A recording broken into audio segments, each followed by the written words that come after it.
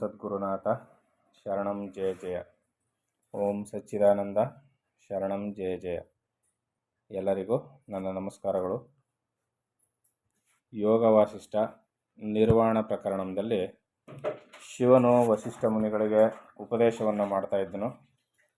ಶ್ರೀ ಈಶ್ವರನು ಹೇಳಿದನು, ಎಲೈ ಮುನೀಂದ್ರನೇ, ಕಾರ್ಯಕಾರಣಗಳೆರಡೂ ತಾನೇ ಆಗಿರುವ ಈ ಪರಮಚಿತ್ತು ಪುರ್ಯಷ್ಟಕ ರೂಪ ದೇಹಾಂತರಗಳಲ್ಲಿ ವ್ಯಾಪಾರ ಮಾಡುತ್ತಾ ಯಾವ ರೀತಿಯಾಗಿ ನಾನಾ ನಾಮರೂಪಾತ್ಮಕವಾಗಿ ತೋರುವ ಸಂಸಾರವೆನ್ನಿಸಿಕೊಳ್ಳುವುದೋ ಅದನ್ನು ಹೇಳುವೆನು ಕೇಳು.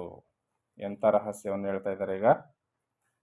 ಈ ಎಲೈ ಮುನೀಂದ್ರನೇ, ಕಾರ್ಯ ಕಾರಣಗಳು ಎರಡೂ ತಾನೇ ಆಗಿರುವ, ಕಾರ್ಯವೂ ತಾನೇ ಆಗಿರುತ್ತದೆ, ಕಾರ್ಯ ಬೇರೆ ಅಲ್ಲ, ಕಾರಣವೂ ಬೇರೆ ಅಲ್ಲ. ಕಾರಣವಾಗಿರುವುದೂ ಅದೇ, ಕಾರ್ಯವಾಗಿರುವುದೂ ಅದೇ. ಯಾವುದು? ಈ ಚಿತ್ತು. ಇದು ಪುರ್ಯಷ್ಟಕ ರೂಪ ದೇಹಾಂತರಗಳಲ್ಲಿ ವ್ಯಾಪಾರ ಮಾಡುತ್ತಾ ಯಾವ ರೀತಿಯಾಗಿ ನಾನಾ ನಾಮರೂಪಾತ್ಮಕವಾಗಿ ತೋರುವ ಸಂಸಾರವೆನ್ನಿಸಿಕೊಳ್ಳುವುದೋ ಅದನ್ನು ಹೇಳುವೆನು ಕೇಳು. ಅದು ಯಾವ ರೀತಿಯಲ್ಲಿ? ಎಲ್ಲ ದೇಹಗಳಲ್ಲೂ ನಾಮ ರೂಪ ಎರಡನ್ನೂ ಪಡ್ಕೊಂಡು ಸಂಸಾರ ಅನ್ನಿಸ್ಕೊಳ್ತದಲ್ಲ, ಅದು ಹೇಗೆ ಅಂತ ಅನ್ನೋದನ್ನು ನಾನು ನಿನಗೆ ವಿವರಿಸಿ ಹೇಳ್ತೀನಿ ಕೇಳು ಅಂತ ಶಿವನು ವಸಿಷ್ಠರಿಗೆ ಹೇಳ್ತಾ ಇದ್ದಾನೆ. ಆ ಬ್ರಹ್ಮಶಕ್ತಿಯೇ ಬಹುಕಾಲದಿಂದ ರೂಢವಾಗಿರುವ ಕರ್ಮಜಾಲಗಳಿಂದಲೂ ನಾನಾ ರೂಪವಾದ ಕಾಮಗಳಿಂದಲೂ ಬಹು ಬಲವಾಗಿ ಬೆಳೆದಿರುವ ವಾಸನೆಗಳಿಂದ ತನ್ನ ಸ್ವರೂಪವನ್ನು ಮರೆತುಕೊಂಡು ಮನಸ್ಸಾಗಿ ತಾನು ಸತ್ಸ್ವರೂಪವಾದರೂ ಜಡವೆಂದುಕೊಂಡು ಈ ಸಂಸಾರ ರೂಪವಾಗಿ ಕಾಣುವುದು. ಏನು ಹೇಳ್ತಾ ಇದರಲ್ಲಿ? ಆ ಬ್ರಹ್ಮಶಕ್ತಿಯೇ ಬಹುಕಾಲದಿಂದ ರೂಢವಾಗಿರುವ ಕರ್ಮಜಾಲಗಳಿಂದಲೂ. ಹೆಂಗೆ ಅಂದರೆ, ಈಗ ಯಾವುದೋ ಒಂದು ದುರ್ನಾತ ಹೊಡೆಯುತ್ತಿರುವ ಯಾವುದೋ ಒಂದು ಸ್ಥಳದಲ್ಲಿ ಅಪರೂಪಕ್ಕೆ ಹೋದವ್ರಿಗೆ ಮೂಗು ಮುಚ್ಕೊಂಡ್ರೂ ಸಹಿಸ್ಕೊಳಕ್ಕಾಗೋದಿಲ್ಲ, ಬಹು ಕಷ್ಟ. ಆದರೆ ಬಹುಕಾಲ ಅಲ್ಲಿಯೇ ವಾಸ ಮಾಡ್ತಾ ಇದ್ರೆ ಏನಾಗ್ಬಿಡುತ್ತೆ, ಆ ವಾಸನೆ ರೂಢಿ ಆಗ್ಬಿಡ್ತದೆ. ಅಂಥ ಕಷ್ಟ ಏನು ಅನಿಸೋದಿಲ್ಲ. ಆ ರೀತಿಯಲ್ಲಿ ಈ ಬ್ರಹ್ಮಶಕ್ತಿಯ ಬಹುಕಾಲದಿಂದ ರೂಢವಾಗಿರುವ ಕರ್ಮಜಾಲಗಳಿಂದ, ಬಹುಕಾಲದಿಂದ ಬಹುಜನ್ಮಗಳಲ್ಲಿ ಕರ್ಮಗಳನ್ನ ಮಾಡ್ತಾ ಮಾಡ್ತಾ ಮಾಡ್ತಾ ಇದಕ್ಕೆ ರೂಢಿ ಆಗ್ಬಿಡ್ತದೆ. ನಾನಾ ರೂಪವಾದ ಕಾಮಗಳಿಂದಲೂ, ಕಾಮ ಅಂದರೆ ಇಲ್ಲಿ ಆಸೆ, ನಾನಾ ರೂಪವಾದ ಆಸೆಗಳಿಂದಲೂ ಬಹು ಬಲವಾಗಿ ಬೆಳೆದಿರುವ ವಾಸನೆಗಳಿಂದಲೂ ತನ್ನ ಸ್ವರೂಪವನ್ನು ಮರೆತುಕೊಂಡು, ತನ್ನ ಸ್ವಸ್ವರೂಪನ ಮರೆತುಕೊಂಡು ಮನಸ್ಸಾಗಿ ತಾನು ಸತ್ಸ್ವರೂಪವಾದರೂ ಜಡವೆಂದುಕೊಂಡು ಈ ಸಂಸಾರ ರೂಪವಾಗಿ ಕಾಣುವುದು. ಯಾವುದು? ಚಿದ್ವಸ್ತುವೆ, ಆ ಬ್ರಹ್ಮಶಕ್ತಿಯೇ ಈ ರೀತಿಯಲ್ಲಿ ಕಾಣ್ತದೆ. ಈ ಮಾಯಾಶಕ್ತಿಯ ಪ್ರಸಾದದಿಂದಲೇ ಈ ಚಿತ್ಶಕ್ತಿಯು ಕಲಂಕವನ್ನು ಪಡೆಯುವುದು. ಯಾವಾಗ ಪರಮಾತ್ಮನ ಮೂಲಶಕ್ತಿಯ ಸಂಸರ್ಗವನ್ನು ಮಾಡ್ತೋ ಆಗೇನಾಗುತ್ತೆ, ಚಿದ್ವಸ್ತು ಈ ಕಲಂಕವನ್ನು ಪಡೆದುಕೊಳ್ಳುತ್ತೆ. ಈ ಜಗತ್ತೆಂಬ ಗಂಧರ್ವ ನಗರವನ್ನು ಮಾಡುವುದು, ಅಳಿಸುವುದು. ಗಂಧರ್ವ ನಗರ ಯಾಕಂದರೆ ಈ ಜಗತ್ತು ಅಂತಕ್ಕಂಥದ್ದು ಗಂಧರ್ವ ನಗರವೇ. ಬಹು ಸೊಗಸಾಗಿ ಕಾಣ್ತದೆ, ಬಹಳ ಸುಖ ಇದೆಯೇನೋ ಅನ್ನಿಸ್ತದೆ. ಅದರಲ್ಲಿ ಏನೂ ಇರೋದಿಲ್ಲ, ಕೈಗೂ ಸಿಕ್ಕೋದಿಲ್ಲ, ಬಾಯಿಗೂ ಸಿಕ್ಕೋದಿಲ್ಲ, ಎಲ್ಲ ಬರೀ ಮರೀಚಿಕೆ. ಆ ಥರ ಕಾಣ್ತದೆ, ಹಂಗೆ ಮರೆಯಾಗುತ್ತೆ, ಅಳಿಸಿ ಹೋಗುತ್ತೆ. ಯಾವುದು? ಈ ಚಿತ್ತಿನ ವ್ಯಾಪಾರವೇ ಇದೆಲ್ಲ. ಎಂತೆಂಥದ್ದು, ಒಬ್ಬೊಬ್ಬರ ಮನಸ್ಸಿನಲ್ಲಿ ಒಂದೊಂದು ಪ್ರಪಂಚ ಸೃಷ್ಟಿಯಾಗುತ್ತೆ, ಒಬ್ಬೊಬ್ಬರ ಮನಸ್ಸಿನಲ್ಲಿ ಒಂದು ಜಗತ್ತು ಸೃಷ್ಟಿಯಾಗುತ್ತೆ, ವಿಚಿತ್ರವಾಗಿರ್ತದೆ. ಆ ವೈಚಿತ್ರ್ಯವನ್ನು ಯಾರ್ಯಾರು ಅನುಭವಿಸ್ತಾರೋ ಅವ್ರಿಗೆ ಮಾತ್ರ ಗೊತ್ತೇ ಹೊರತು ನಿಮ್ಮ ಮನಸ್ಸಿನಲ್ಲಿ ಉತ್ಪತ್ತಿಯಾಗುವ ಜಗತ್ ಕಲ್ಪನೆಯನ್ನು, ಆ ವಿಚಿತ್ರವಾದ ಭಾವನೆಗಳನ್ನ, ಸಂಕಲ್ಪಗಳನ್ನ ಇನ್ನೊಬ್ಬನು ಅಳತೆ ಮಾಡಿ ಹೇಳಲಿಕ್ಕೆ ಬರೋದಿಲ್ಲ. ನೀವು ಮಾತಿನಲ್ಲಿ ಹೇಳ್ಬೋದು, ಆದರೆ ನೀವು ಸೃಷ್ಟಿ ಮಾಡ್ಕೊಂಡು ಆ ಜಗತ್ತಿನ ವರ್ಣನೆಯನ್ನು ನೀವು ಪೂರ್ತಿಯಾಗಿ ಹೇಳೋಕ್ಕಾಗಲ್ಲ, ಕೇಳಿಸ್ಕೊಳ್ಳೋನಿಗೂ ಅದು ಪೂರ್ತಿಯಾಗಿ ಅರ್ಥ ಆಗೋದಿಲ್ಲ. ಅಂತೂ ವೈಚಿತ್ರ್ಯವಾದ ಜಗತ್ತು. ಈ ಕಾರಣ ಏನು? ಆ ಚಿತ್ತದ ವ್ಯಾಪಾರ. ಮನಸ್ಸು ಹೇಗೆಲ್ಲ ಪರಿಕಲ್ಪನೆ ಮಾಡ್ಕೊಳುತ್ತೋ ಹಾಗೆಲ್ಲ ಜಗತ್ ಸೃಷ್ಟಿ ಆಗ್ತಾನೆ ಇರ್ತದೆ. ಇದು ಸಂಸಾರ ರೂಪವಾಗಿ ಕಾಣಿಸ್ತದೆ. ಈ ಮಾಯಾಶಕ್ತಿಯ ಪ್ರಸಾದದಿಂದ ಈ ಚಿತ್ಶಕ್ತಿಯು ಕಲಂಕವನ್ನು ಪಡೆಯುವುದು ಮತ್ತು ಈ ಜಗತ್ತೆಂಬ ಗಂಧರ್ವ ನಗರವನ್ನು ಮಾಡುವುದು ಮತ್ತು ಅಳಿಸುವುದು. ಚಿತ್ತಾದಿಗಳು ಇಲ್ಲದಿದ್ದರೆ ದೇಹವು ಮೂಕವಾಗಿ ಗೋಡೆಯಂತೆ ಬಿದ್ದಿರುವುದು. ಚಿತ್ತಾದಿಗಳು ಅಂದರೆ ಮನ, ಬುದ್ಧಿ, ಚಿತ್ತ, ಅಹಂಕಾರ, ಅಂತಃಕರಣಗಳು. ಅರ್ಥ ಇಲ್ವಾ? ಚಿತ್ತಾದಿಗಳು ಒಂದೇ ಆಗಿದೆ, ಚಿತ್ತ ಅಂತ ಒಂದೇ ಆಗಿರೋ ಒಂದನ್ನೇ ತೋರಿಸ್ತೀರಿ. ಇಲ್ಲಿ ಚಿತ್ತಾದಿಗಳು ಅಂದರೆ ಮನ, ಬುದ್ಧಿ, ಚಿತ್ತ, ಅಹಂಕಾರ ಅಂದರೆ 4 ಅಂತಃಕರಣಗಳು.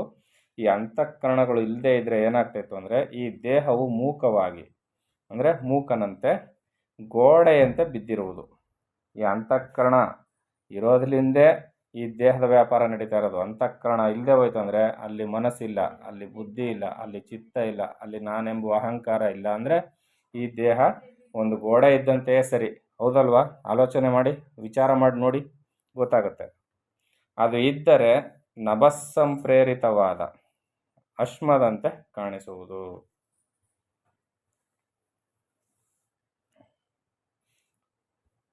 ಮತ್ತು ಸ್ವಭಾವವನ್ನು ಮರೆತುಕೊಂಡು ಈ ಜೀವನು ಜಡನಾದನು, ಅಲ್ಪನಾದನು.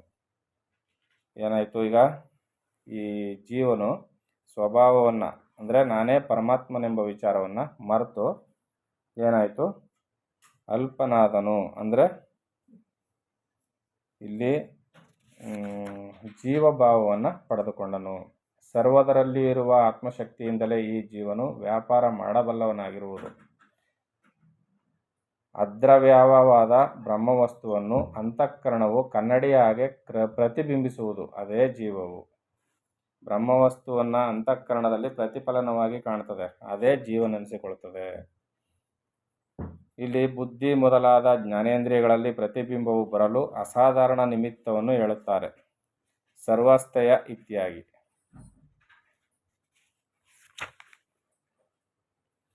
ಚಿತ್ತು ತನ್ನ ಸಹಜ ಭಾವವನ್ನು ಮರೆತುಕೊಂಡೇ ಚಿತ್ತವಾಯಿತು.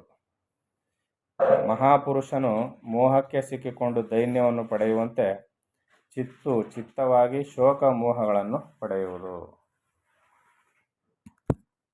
ಹಾಗೆ ಚಿತ್ತವಾಗಿ ಜಡವಾದ ಚಿಶಕ್ತಿಯೇ ಮುಂದೆ ಪ್ರಾಣವಾಗಿ ತಾನು ಅವಶ್ಯವಾಗಿ ತರಂಗಮಾಲೆಗಳು ನೀರನ್ನು ಅಲ್ಲಾಡಿಸುವಂತೆ ದೇಹವನ್ನು ತನ್ನ ಚಲನಗಳಿಂದ ವ್ಯಾಪಾರ ಮಾಡಿಸುವುದು. ತರಂಗಮಾಲೆ ಅಂದರೆ ಒಂದಾದ್ಮೇಲೆ ಒಂದು ಅಲೆಗಳು ಬರ್ತಾನೆ ಇರ್ತದೆ. ಬಂದಾಗ ಏನಾಗುತ್ತೆ? ಆ ನೀರೆಲ್ಲ ಅಲ್ಲಾಡ್ತದೆ ಒಟ್ಟಾರೆಯಾಗಿ ಅಲೆಗಳ ಹೊಡೆತಕ್ಕೆ.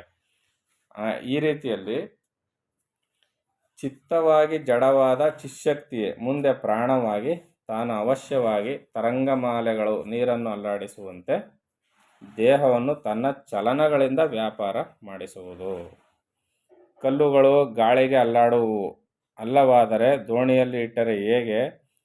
ಹಾಗೆ ಗಾಳಿಗೆ ಸಿಕ್ಕು ಅದು ಹೋದ ಕಡೆಗೆ ಹೋಗುವೆವೋ ಅಂತೆಯೇ ಕರ್ಮವೆಂಬ ಪಾಶಕ್ಕೆ ಸಿಕ್ಕಿ ಮನನಶೀಲನಾದ ಮನಸ್ಸಿಗೆ ವಶನಾಗಿ ದೀನನಾದ ಜೀವನು ದೇಹಯಂತ್ರಗಳನ್ನು ವ್ಯಾಪಾರ ಮಾಡಿಸುವನು.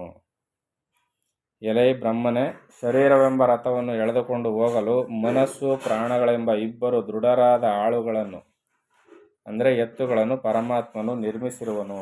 ಈ ಶರೀರವನ್ನು ಎಳ್ಕೊಂಡು ಹೋಗ್ಬೇಕಾದ್ರೆ ಅಲ್ಲಿ ಒಂದು ಪ್ರಾಣ, ಇನ್ನೊಂದು ಮನಸ್ಸು, ಈ ಎರಡೂ ಸೇರಿ ಈ ದೇಹವನ್ನು ನಡೆಸ್ತಾ ಇರ್ತವೆ ಅಂತ ಇಲ್ಲಿ ಶಿವನು ಹೇಳ್ತಾ ಇದ್ದಾನೆ.